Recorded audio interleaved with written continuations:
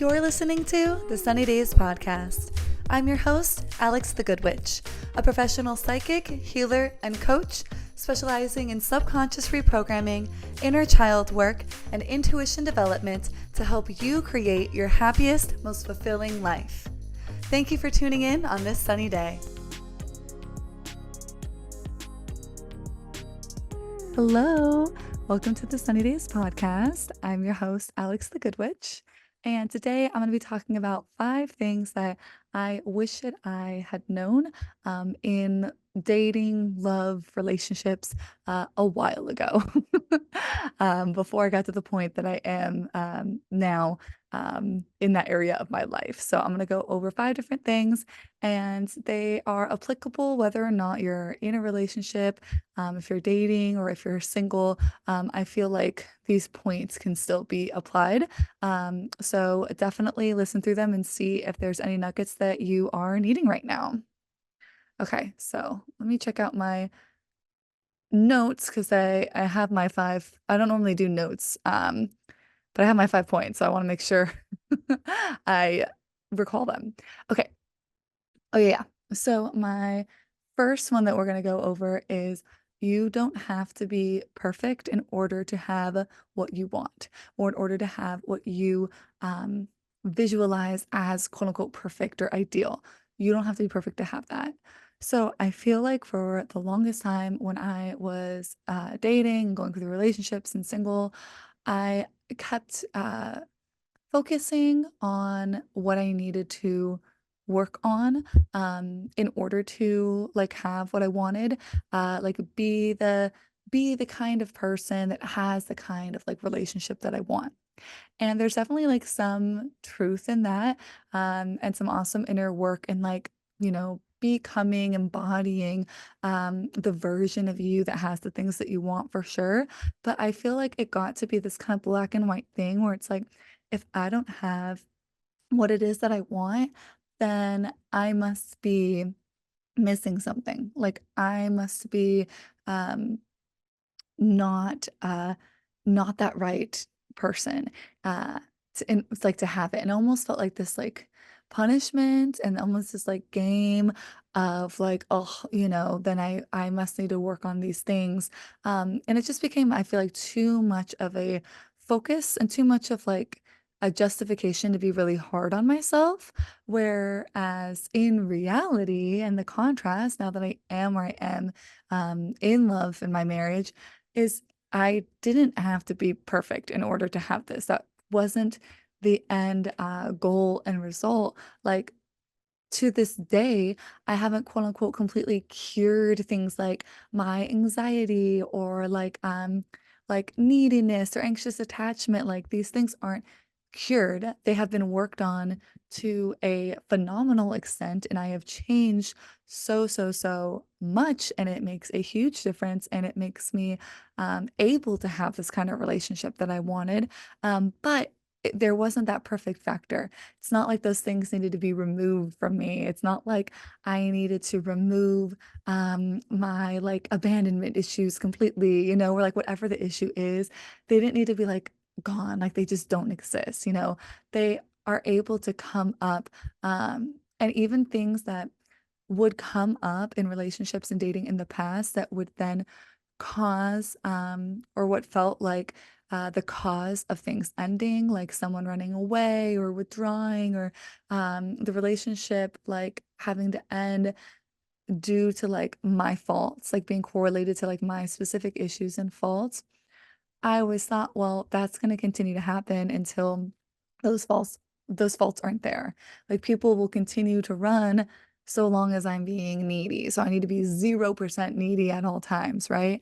But that's not true, because like once you're with that right person for you and that right relationship point for you in your own growth, if you're in a relationship that's meant to continue on, then that's not true, because then you're with this counterpart that can handle those things, and knows how to address those things and knows how to address their own triggers that come up within your issues. So for the example of like being needy, then have someone like withdrawing, it's like when my, husband, his name was Rob, like, if I'm ever being quote unquote needy, he's just like, "Oh, do you, like, want more love? Like, do you want more affection? Like, sure." And he used to be the type that would, like, run, not in our relationship, but, like, in his past before he worked on that, like, that would be way too much. And at times where, like, it does trigger those, like, wounds in him where he just wants to, like, escape or wanna run away or withdraw, he'll, like, vocalize, like, "I just need to go in the other room for a bit," or like, "I'm sorry that I can't give you this right now, but, like, I'll be back, like, I'll come back in the living room in, like, an hour." You know what I mean? It's, like, very different than just feeling like your issues are the cause of things ending. So it's always gonna be that way until you're like you're like cleared of those things. Like God forbid you ever have any of those issues come up again. Um, Not to say that inner work isn't huge. Like I said, I got to this significant point through the inner work. And if you know me, you know I'm huge on that. That's what I help people with. But you do not have to be perfect. You do not have to be rid of it because you get to a point where there's a partner that can be a part of that process with you, and be a part of facilitating what goes on with like your wounding, and not have to be so in their own wounding as a reaction to it. Ooh, another point that I wanted to make, within the you don't have to be perfect to get what you want, is this also came up with me in the spiritual world. So, this is a whole other story. I've talked about it every once in a while. I really want to make like an episode just devoted to this because I feel like it could help a lot of people. Um, I went through this whole journey, this whole like quote unquote twin flame journey.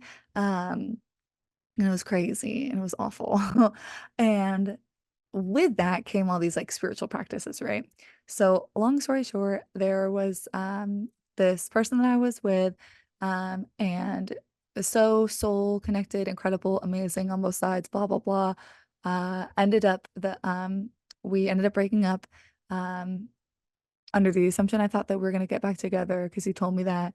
And I then, because it was such like a crazy connection, felt so meant to be, like, how could this not be so meant to be when both of us had this connection, blah, blah, blah. That I was doing a lot of like spiritual practices that would come up in like that world in order to manifest our like twin flame reunion, right? And regardless of whether or not that specific hat or journey resonates with you, this is me leading to my point is that, a lot of these practices like manifestation and law of attraction, they'll they'll come from that perspective of you have to be perfect to have what you want, because you are just like you're needing to act like you already have the thing, and they're like, "Be delusional, act like you already have it, like, be that version of yourself that has it. If you don't have it, that means that you're not energetically aligned with it, so you're doing something wrong, and you need to pretend more, and you need to fake that frequency more to have it be real." And man, that will fuck you up. It really will. Again, it's just like another justification to be really hard on yourself, to an extent that's not true and not necessary. Like I said, you don't have to be in that perfect place to have the relationship that you want. And also, like in this case, me and that person weren't meant to be together, even though I really, really, really, really felt like it and thought so. And they had thought so at one point, but didn't anymore. It also doesn't take into account their free will of their own life and what they're doing. So I'm just over here thinking that, like, oh, wow, I must not be pretending enough, embodying enough. And it's like, well, no, also they're just, they have their own mind and their own life, and they're deciding to do what they will with it, and what they will with it is not necessarily coming back together with me, right? So they have their own free will, and it just messes with you because it's so much bypassing, like with the pretending that you already have what you want, for example, like it gets so ingrained in you that if you don't have what you want, then you're not living that pretend life enough. But the thing is, when you're pretending that life, sometimes it feels like this high and it feels really good because it's like you feel the energy of like what you want. And it's like it's there and it's like, oh, this is what I want so bad. And I have it in my mind and in my energy. But then in reality, you don't have it. And then it can lead to lots of big devastations and lots of big disappointments. And again, a lot of that blame gets kind of turned in on yourself rather than just being objective about what's going on and, figuring out what you want to do from there. A lot of it just gets blamed on yourself and like where you're at and like your vibration and everything like that. Um, so yeah, that is also wrapped up in point one is like those spiritual practices. And I am a spiritual practitioner. Um, but I very much, incorporate, like, what we experience as humans as well, and I feel like having both of those things is really where it's at, and I've seen it for myself, and I've seen it for my clients that having both of those aspects to things is really what gets you what you want. Like, for example, like, in my love and happiness program, like, I teach intuition and, like, I help you with your intuition in, like, love, dating, relationships because I feel like that is so important. I feel like there's this guide that is bigger, than we can logically understand and can guide us to where we're really meant to be and want to go. And at the same time, I do that kind of work with you while doing like human work of like what you're really feeling, like what you're really experiencing, what you've experienced in the past, and like how to work with all these different parts of you that have all these different wounds and flaws and traits and all of it, like, just working with yourself, where I feel like the way that I was doing these spiritual practices and that I was taught these spiritual practices back when I felt like I had to be perfect or I had to be in the right vibration to attract the thing that I wanted, that's not working with yourself. Like I said, I was being told to, like, lie to myself about my life and about what I was experiencing and about how sad I was and pretend like I was happy and I was with this person that I wasn't with. I was not working with myself at all. It really is working against yourself, which will lead you nowhere. Um, so yeah, very big on working with yourself and being able to incorporate all these different facets of like what's going on and what your powers are and what your wounding is. And I feel like that is so much more important than quote unquote like being in the right vibration that just forces what you want to happen.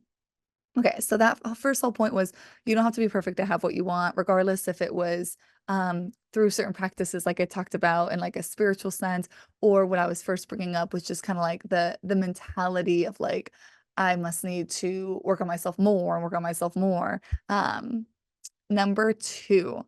So the second point that I wish that I knew back when I was dating, single, in relationships, just in my love life in the past, is that it's not always about you being good enough. So this is a nice segue. It's different than what I just talked about, but obviously builds off of it. It's not just about you not being good enough or being good enough. So this would come up more in like the human sense, like in the quote unquote reality sense, is where like I'd be dating somebody and like let's say um it didn't work out, right? I would focus on why I wasn't good enough. Like, if they broke up with me, why was I not good enough for them to not break up with me, for them to be with me? Why was I not good enough for them to, this person that I like to text me or decide that they wanted to, like, go out with me? Why was I not good enough, for the person that I was seeing to wanna spend more time with me, right? And it kinda just kept coming back to, like, why I wasn't good enough, and I see this a lot when people get, broken up with, and especially when someone is dating someone and the person will, like, say or act in ways that really show you objectively that they aren't ready. They might even be saying, like, "I'm not ready for a relationship," right? And the other person then takes that and takes it so subjectively. Like, on paper, from the outside looking in, you're like, they're telling you they're not ready for a relationship. That's their thing. That's, like, for them to deal with. That is their free will, that is their choice. But I've been in this so many times, and I've had so many clients and friends that have been in this, where when that happens to them or when it happens to us, it's like, well, there's this little voice that's kinda like, "Well, if I was this or if I was that, then they would be down to be in a relationship." You know, like, there must be something that I could have done or could have been, or if I was someone else, like, then they would be ready, then they would make them ready, or, like, I thought that even though they quote unquote "weren't ready," that because I'm so amazing that they couldn't help but be with me, like, they'd want to be with me, and we make it so personal in that way, um, and it stems back to that little voice of, like, how we're the problem, that we're not good enough. Like, we're not good enough for the person to treat us like X, Y, and Z, to treat us like how other people get treated in their relationships, or we're not good enough for this person to commit, to decide that they want to be monogamous. Like, we turn it around on ourselves a lot of times, and it's it's not. Like I said, when you're in the outside looking in, it's like that person is showing you, whether through their actions or through their words, that they aren't ready to do those things, or that they aren't able to do those things. Whether that's commit, whether that's spend more time, um, whatever it is, that's on them. Maybe it's logistics. Maybe it's their own wounding and they can't help but stay at an arm's length and not get too close. Whatever it is, it's all of them. It's themselves, it's their life. It's not to turn around on yourself in those situations. Don't take someone else's behavior and then like point it back at yourself and like scrutinize yourself. Instead, take someone's behavior and take it as their behavior. Take it as what they're doing or not doing, like, objectively, and that could be for a multitude of reasons. You have no idea, you're not in their head, you're not in their wounding, you're not in their life, but it's not helpful to you, it's not working with yourself to then take that and put it on yourself. So don't do that unless someone like, assume that you don't have to do that, like, assume it's their own thing unless someone is directly telling you that, like, these are the reasons that, like, they don't wanna pursue things further with you, um, or, like, what it is about you. And even then, that's something to take in with a grain of salt, like a constructive criticism where it's like, this could be helpful information, for you to look at as far as what it was like to be that person being with you, if there's anything that you wanna take away from that and work on, but at the end of the day, that is still their perspective because that's how they in particular saw you, and again, they have their own makeup, they have their own wounding, their own life, their own way of looking at things, so only take it as being about you when someone, like, lets you know, and then even so, take that how you will, like, you get to choose how you wanna take it, you get to look at it and be like, "Okay, they said these things about me, that they didn't like or that they didn't wanna be around or that they didn't wanna pursue further. How do I feel about these things?" You know, just, like, neutrally, objectively. Is this something that I'd like to work on? Is this something that I feel like I struggle with? Um, all in, like, a compassionate, constructive sense. You still don't even have to take that and then be like, it was my fault, like, if I was different, if I was good enough, then they'd still be here, then they want some more time. It's like, no, it doesn't have to be personal. It's your choice to take it personally. Okay, point number 3 of what I wish that I had known before, back in the day. So number 3 is all about, like, promises and expectations. So, this, I feel like people are in different boats about this. I'm not gonna act like people see it one of 2 ways because, like, I'm sure there's a billion ways to see it, but just often I see it in kind of like in one of 2 ways. So for me personally, like when someone that I'm seeing or in a relationship with or interested in dating, whatever, um, says like what they want to like do for me, it's like a promise or just like an expectation. I get so excited and like I love it. Like if they're like, I like one day like I want to build you a house and like I want us to like be together and this is like what I see for our life. It can be something big like that. It could also be something smaller like like I'd really love for you to meet my family. Um, or like I'd really love to be able to take you on like a trip and like get away together. When I like have the money or the vacation time, like I want to go on a trip with you, or I want to go do this with you, or I want to get this for you, whatever it is, right? You get the picture. So promises slash expectations, like sometimes these things aren't necessarily promises. Um, but like given these ideas of what this person like wants to do for you with you, um, I would like light up and love it and get so excited about what that means or what I would take it to mean.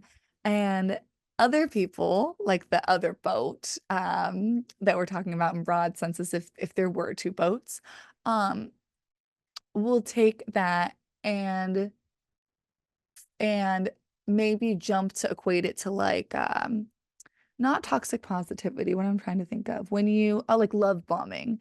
And not to say that love bombing doesn't happen, it totally happens. But a lot of people will take that and like jump to um the love bombing, the like feeling a bit like uncomfortable, that like someone is saying that they want to like do these things for you or that they see that future with you and whatever it is, right? Um so, as far as my stance and like, or what was my stance and how I would take it, the problem with how I would take it is that I would not take it um, objectively for what it means in that moment. So, in that moment, that person most likely means what they're saying. Most likely. Even for the people who go straight to the love bombing, most likely that person is saying that because they are expressing how they feel. So, depending on what they're saying to you, maybe they're expressing that they really like spending time with you. Maybe they're expressing that they are very excited about the potential of this.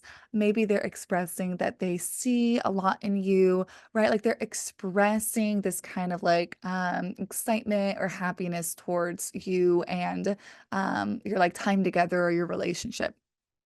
So, I would take it beyond that. I would take it to mean those things more long term. Like if you're saying that you see this future with me, you want to build me a house or whatever, I'm like that's almost like a statement of commitment is how I would take it. If you're saying that you want me to meet my parents, if you're saying want to go on take me on this trip, like I personally would take it as like a statement of commitment, a statement of being around, of this being a long-term thing, a statement of, yeah, I feel like commitment is the best kind of overarching word. And that was the issue that I wish that I had known. And then on the other side, even though it's not something that I experienced, I feel like I do want to speak on it to, if this applies to you, might help you out. Um, the people that I feel like jump straight to like, they're love bombing me and kind of like pushing that all away, um, is I would encourage you to be open to just taking what they're saying as the expression, like it could indicate that they're so excited about you. It could indicate that in this moment they like you, and in this moment they would like to do those things. Like in this moment, they would like to be able to do those things. In this moment, they would like to picture that you two are together long term. In this moment, they would like the potential of like you to, going on trips together. In this moment, they would like to envision how they can make you happy in like the upcoming months or years or whatever it is, right? So take it as like their expression of just this instantaneous moment. Like they're expressing how they feel in this moment. And I feel like that can help you receive more, like receive their intent, like receive their like compliment or flattery, or receive the fact that they are interested in you and like you. So it takes away a bit of that kind of pushing away or that closed offness disserving you, um, that might be disserving you in general. If that's something that kind of comes up, as you feel like that kind of closed offness that you do. And again, like love bombing and stuff does exist.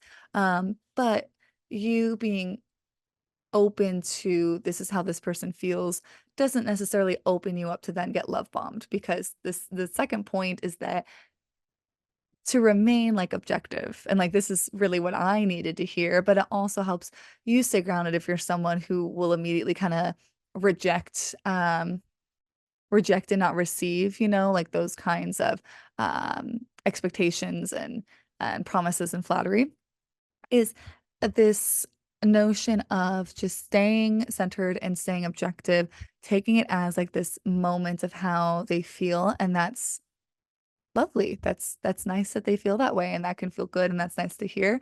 And that is that. It doesn't need to mean anything about their commitment. It doesn't need to mean anything about your commitment back. If you're someone who's more closed off, it might be kind of like the feeling of, well, you need to be there too. Like you need to be in that same kind of place that they are, and those same kind of expectations. And you're like, ooh, I don't know. Like I don't know if I'm there and if like I can give that back. And if you're saying that, expecting me to be able to give that back to you, right? Instead of just letting them give that to you, express how they feel, and like you don't owe them anything in return. You don't have to meet them there. They can feel that way and you can feel however. So kind of like that objectivity. And then, like I mentioned, like this is where intuition development comes in big for love, is something like this, where like I talk about how like, yeah, love bombing does exist, but I think it can be helpful for us on both sides to kind of just focus on what that person feels in the moment. And then intuitively, if we're there working on our intuition, that would ring a bell and help us be like, this person is just like, it's not even they're necessarily saying that because they feel that way. Like this person is like manipulative in that way. That's like a whole other page. It's like a whole other story. But anyway, I wish um that I understood that as far as like expectations and promises go, because I would get so excited and, like I said, take it for what I thought that it meant, and it would lead to a lot of disappointment. And I am not one to be like, oh, don't ever get your hopes up because you'll be disappointed. Like, what? Like, enjoy your life, be happy. But that's what I'm talking about. We're like, enjoy what it really means. Enjoy the sentiment of why they're saying that in this moment, right? Um, and at the same time, we're not taking that to mean something any deeper or any deeper, any deeper or any like bigger, or any more like long term than what it is right now, which will help us so that we don't end up like crashing down if it doesn't work out. And if they don't give us those things, or if they break up before they give us those things, and it's like, oh my God, I thought there was all this commitment on this person's end. Like they were saying all these things. Like it could lead to you ending up being very blindsided. I feel like I was blindsided a lot in my like dating and relationships.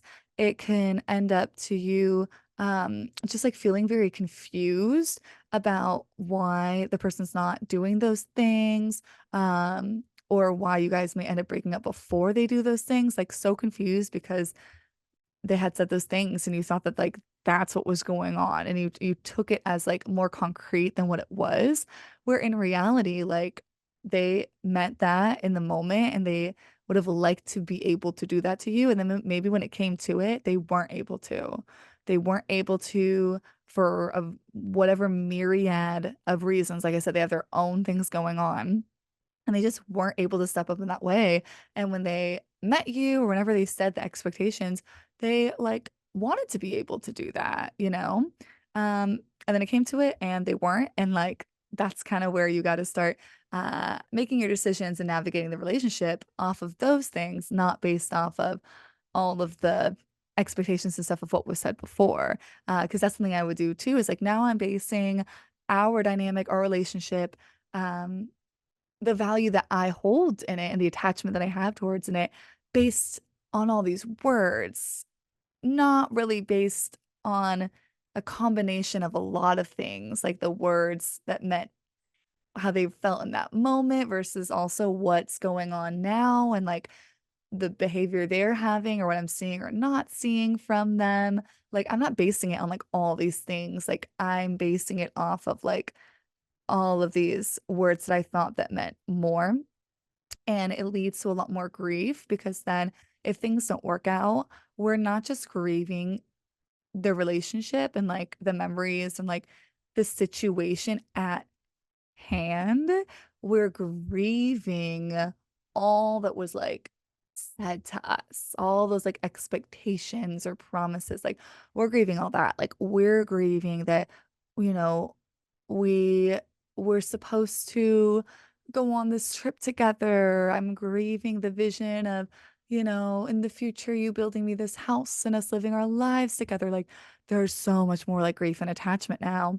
Whereas it would it would behoove me past me and possibly you to have taken those wonderful things and like I said, like to receive in those moments, lovely, enjoy yourself.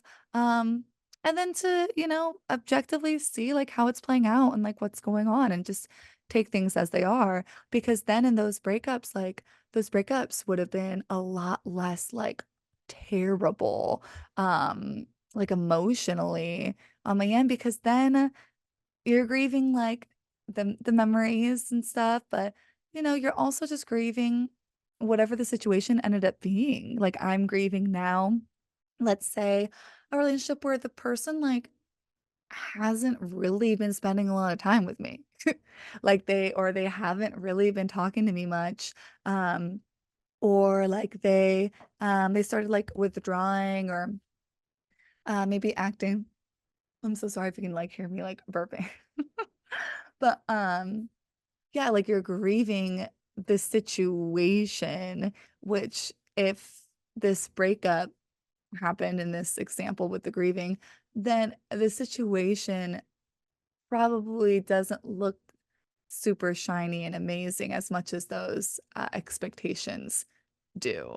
If you're just grieving the situation, it's like I'm grieving this thing where like maybe we saw each other once a week and I wanted to see each other more, whatever, whatever the thing is, whatever the example is. Um, so yeah, I hope that was helpful. If you find yourself kind of on either side of the coin, when it comes to when people like make those kinds of like promises and everything, to help be in a place where like you can receive and like enjoy and have someone express to you, and not feel obligated to be there, and also not take it to mean more than it is. To like stay in objectivity, and to also like feel good and like let people say those nice things and like enjoy them. Okay. So my fourth point is, oh yeah.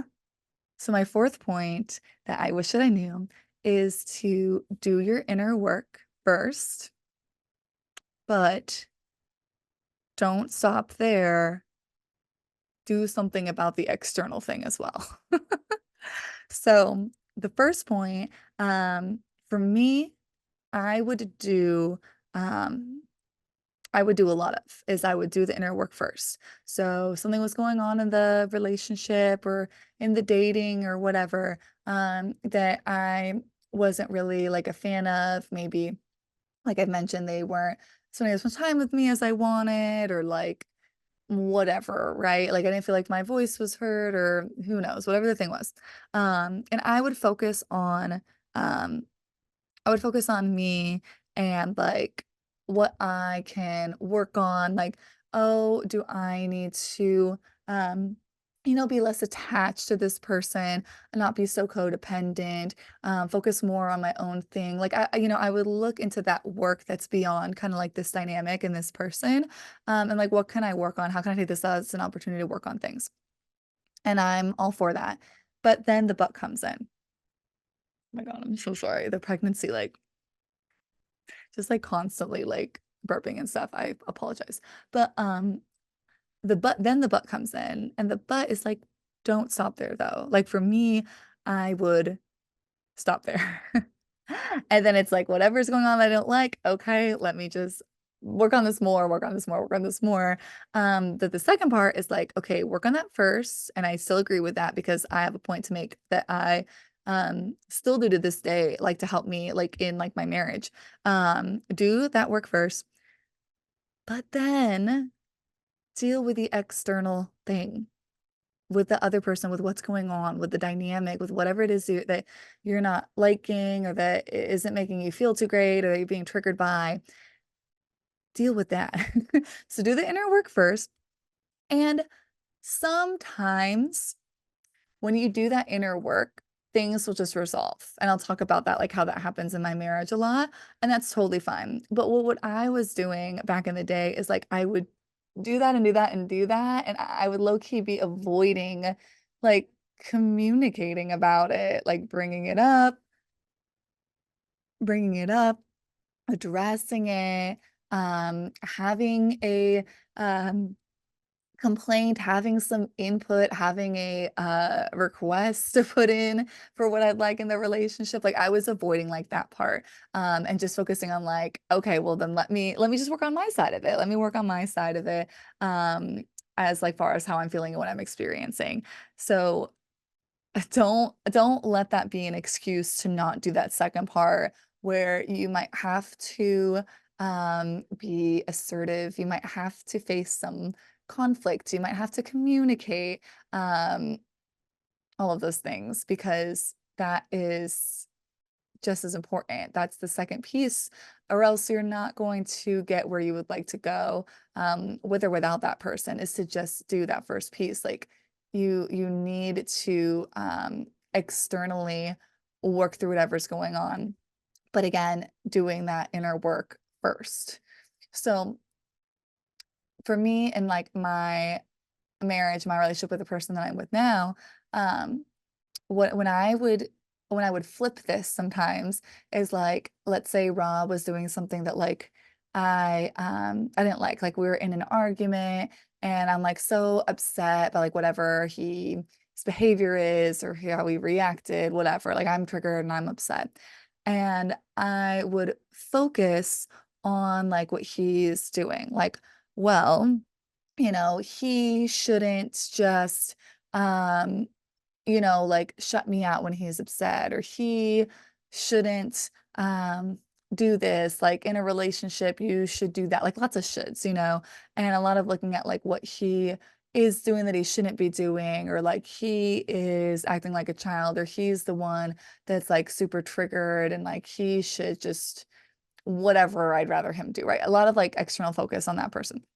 I'm not saying that those things aren't valid or true, but I've learned, and it's mind-blowing, that the more I focus on that, the more things are gonna just continue on as they are in that difficult moment. As that argument is going or whatever that thing is, it's like, that's, butting heads or on 2 separate pages, like that, it's just gonna sink in more when you're, like, focusing on that other person and what they should or shouldn't be doing and, like, blah, blah, blah, blah, and what they need to work on, and but when you do the inner work first and be like, "Okay, before I focus on, like, what's going on over there and all the things I think that he should work on and, his flaws and blah, blah, blah, and what he should be doing instead, like, I'm gonna do the inner work first, and then we look at that."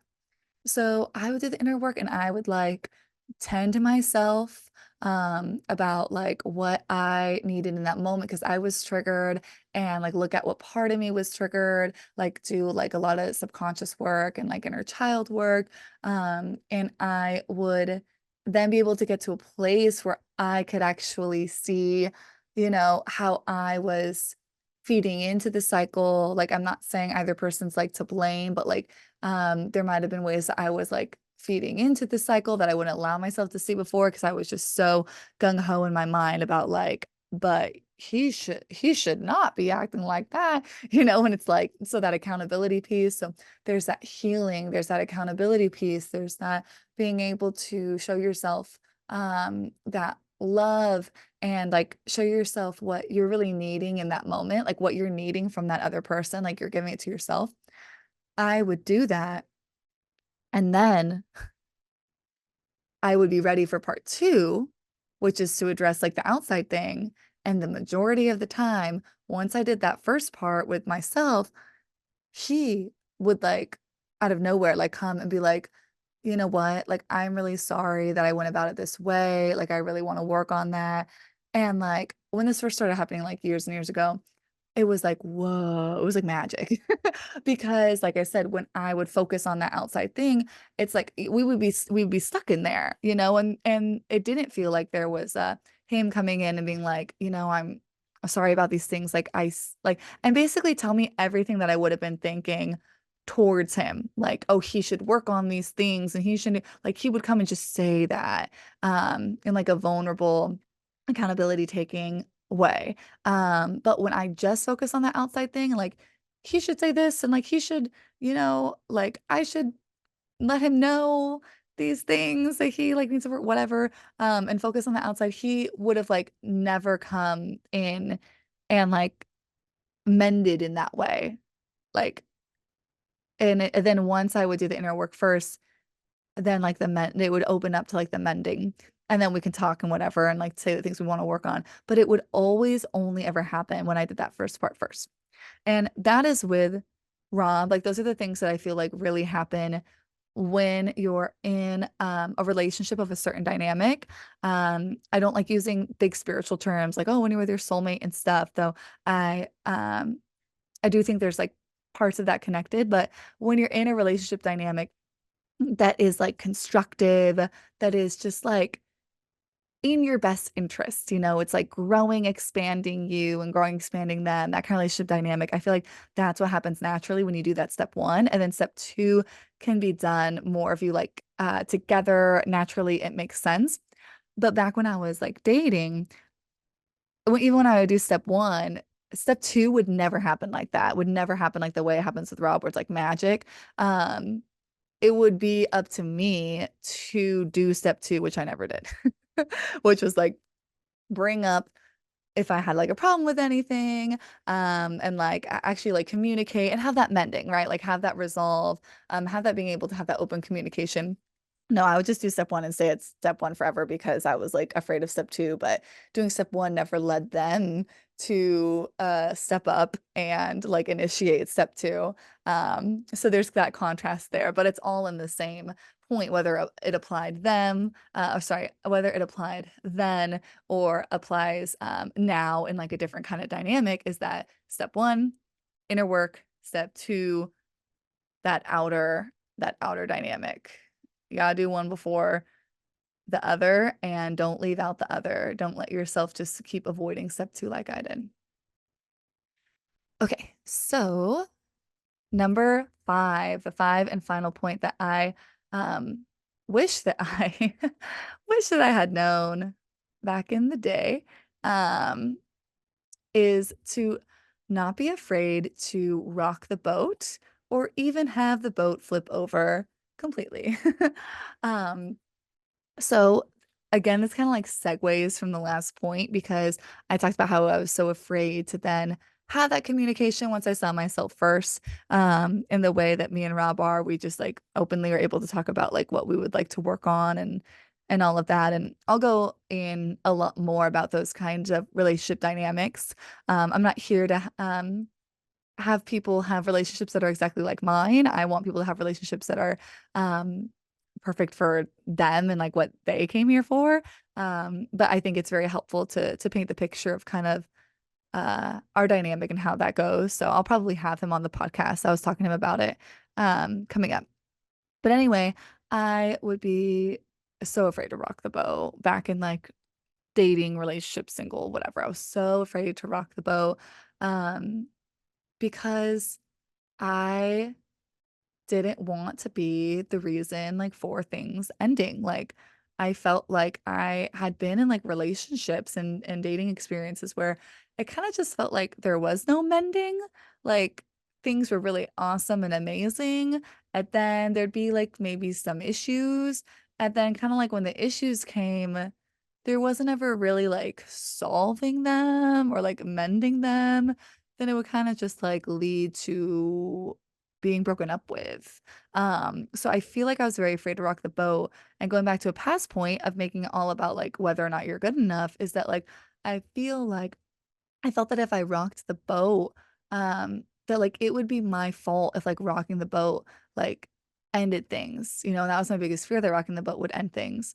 And like now looking back, it's like if I quote unquote rock the boat because like I bring something up that I'd like to talk about, you know, then and it ends, that's not because I brought up the thing that I want to talk about. That's not like this whole blame is the fact that like I decided to talk about this thing. Like I should be able to talk about this thing.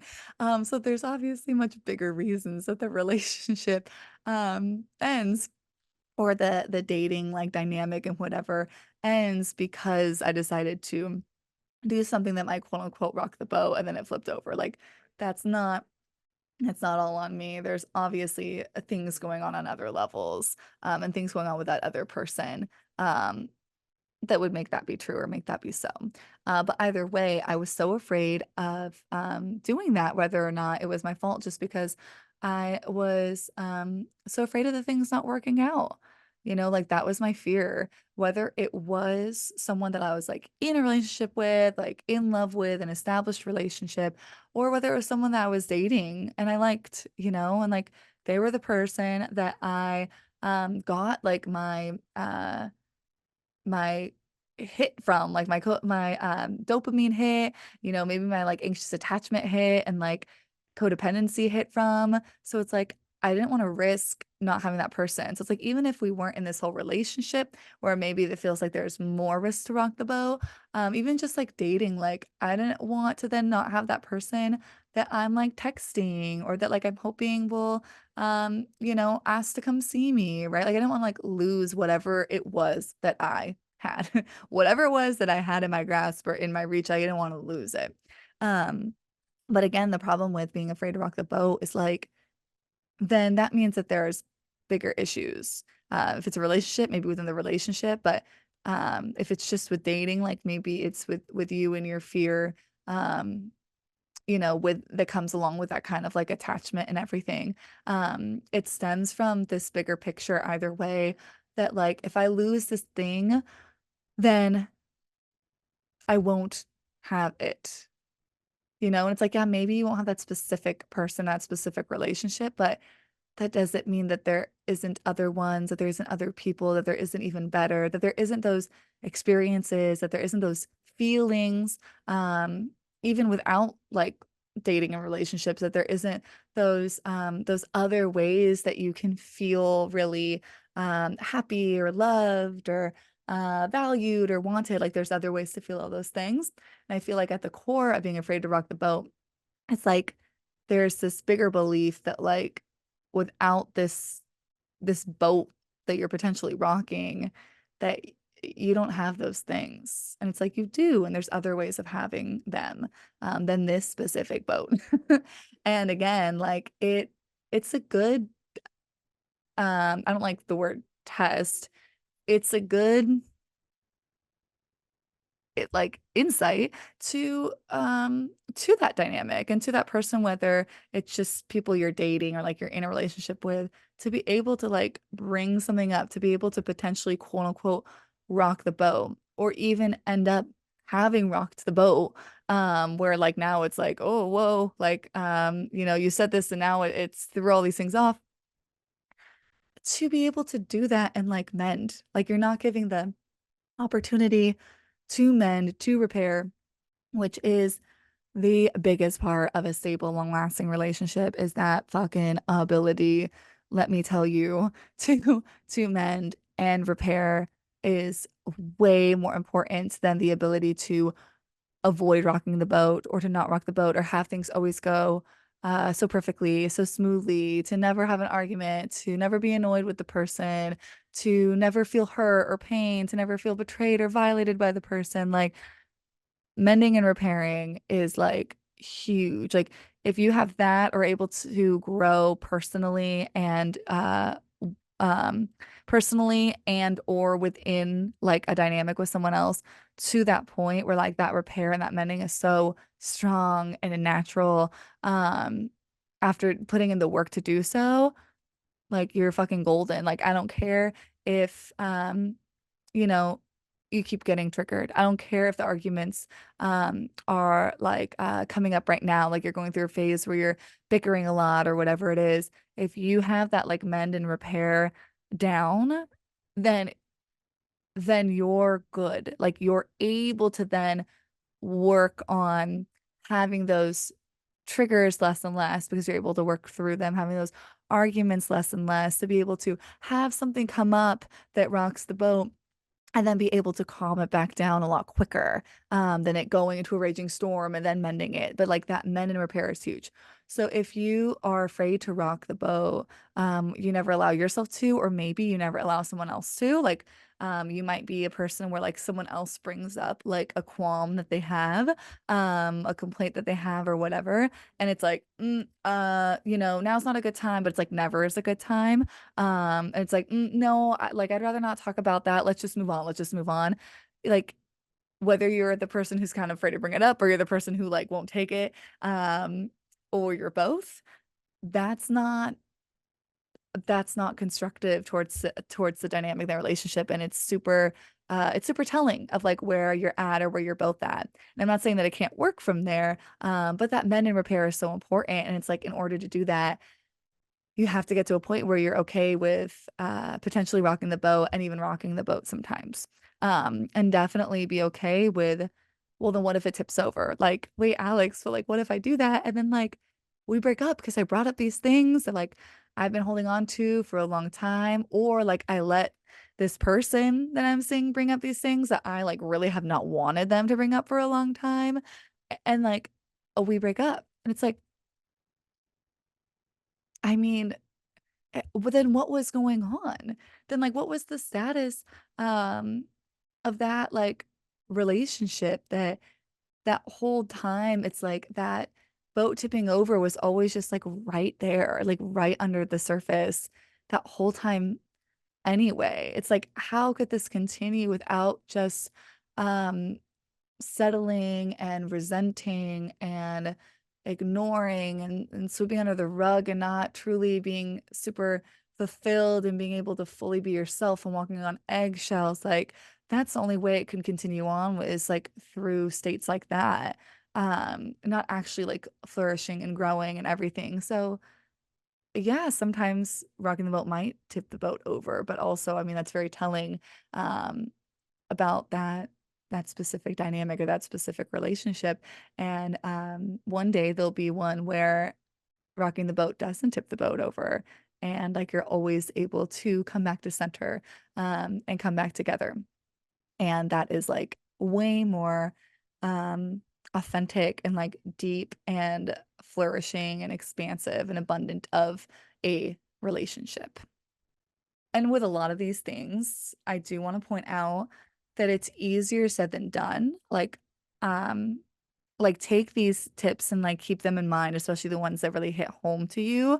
But I want you to know and I want to validate that it is easier said than done because the things that you're probably having problems with, there's deeper stuff going on. Like, for example, where I'm like, don't be afraid to tip the boat over and you have to be able to rock the boat.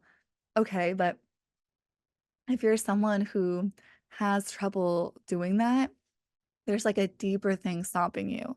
There's like a much deeper fear. Even if you convince yourself that it's okay to potentially lose this person and it's well worth being able to potentially like have a relationship where you can flourish and be honest and like work through things and have things be better. You can tell yourself all that logically. You can.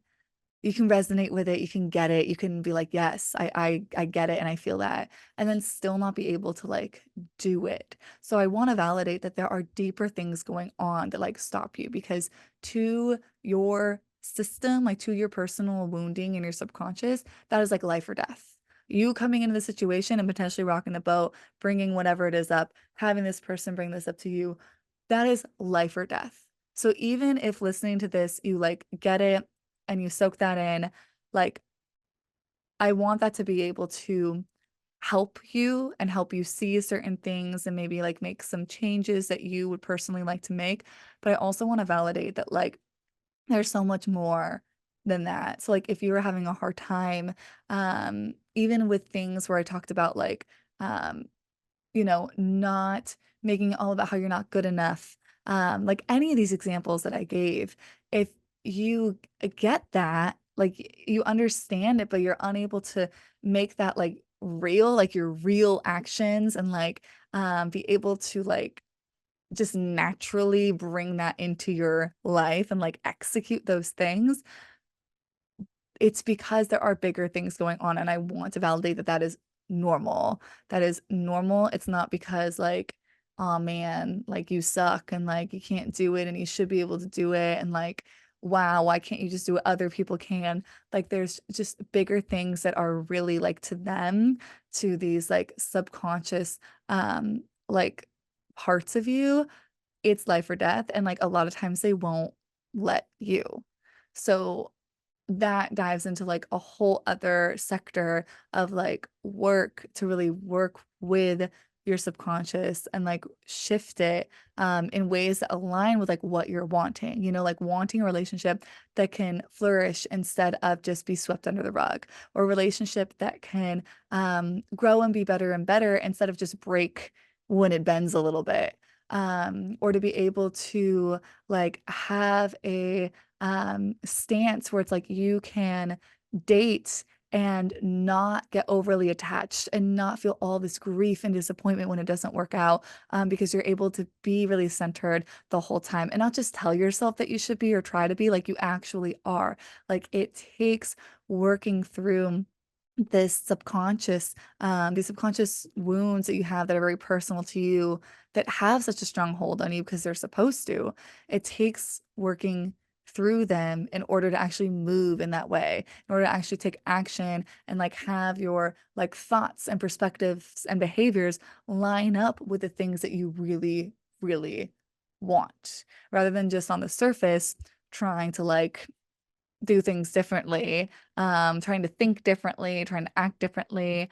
Um, you might be able to make some tweaks, which is why I'm sharing this because I'd like you to be able to take some things and like make the tweaks that you want to make. But again, have that like self understanding and empathy that if you're not able to like be that and like live that and like see the like amazing changes that come with that, it's because there are bigger things that are much deeper that won't allow you to, and that is completely normal.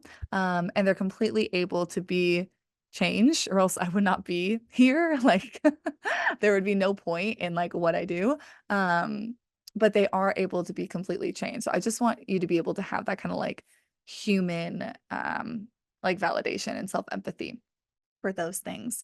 And segue from there is that if you are wanting to do that, then please check out my Love and Happiness program because that is where we do this. Like that is where we take everything that I've been talking about and more and do all of the deeper stuff in order to actually like implement this, in order to actually have your outcomes be different and like be what you want.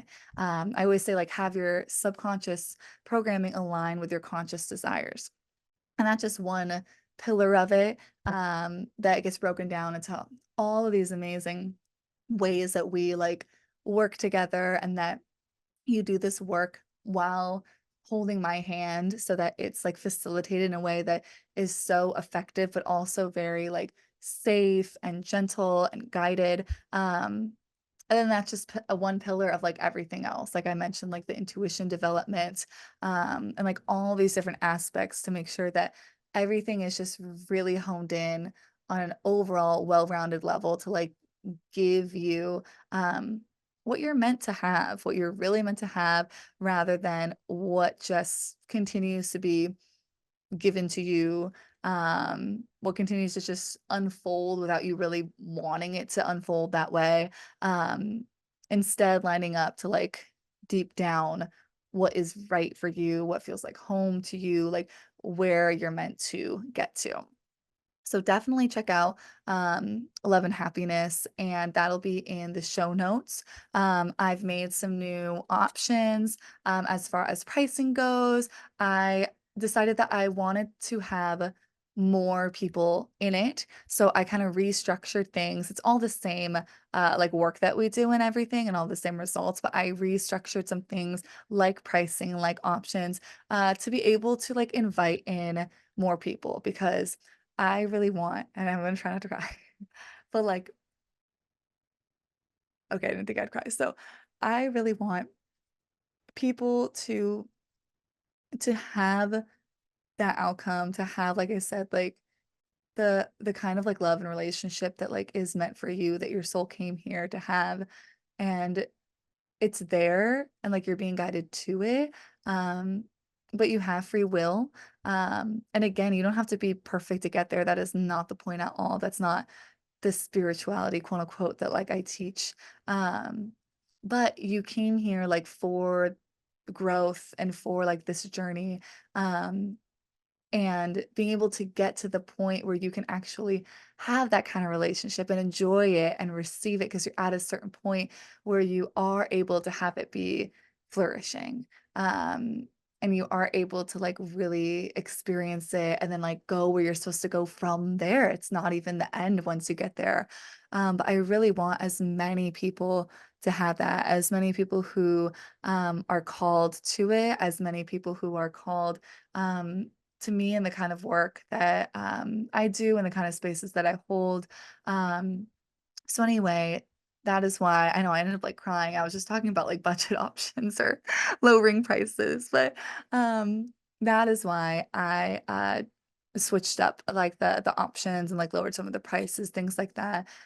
So definitely check it out because this episode really made me feel the contrast of how I was feeling in love and relationships and being single and dating and all of it before, and how I feel now and like my life now. So I don't mean to get sappy about my marriage, but so yeah, check that out. And if you're watching this more in real time, it is on sale through the month of June. We're in 2024. Um, and yeah, that's on top of all of the pricing that I lowered too. Like I said, I made like really big changes. Like one of the options is like $888 off from like what it was. Like really, really drastic prices, like fractions of the cost. Yeah, yeah. You should just check it out. But anyway, um, yeah, so the emotions like totally made me lose my train of thought. Uh, I hope you all have a very sunny day. I'm gonna cut myself off, and I just have to end it. I hope you all have a very sunny day. Thank you for listening. Check that out in the show notes. Feel free to reach out if you have any questions, and I look forward to seeing you around. Thank you for tuning in to the Sunny Days podcast. Don't forget to subscribe and catch more of my free content by following me at Alex the Good Witch on Instagram, TikTok, and YouTube. If this episode resonated with you, please take a screenshot, post it in your stories, and tag me on Instagram. I appreciate your time here with me today. Peace and love to you all, and I will see you in the next episode.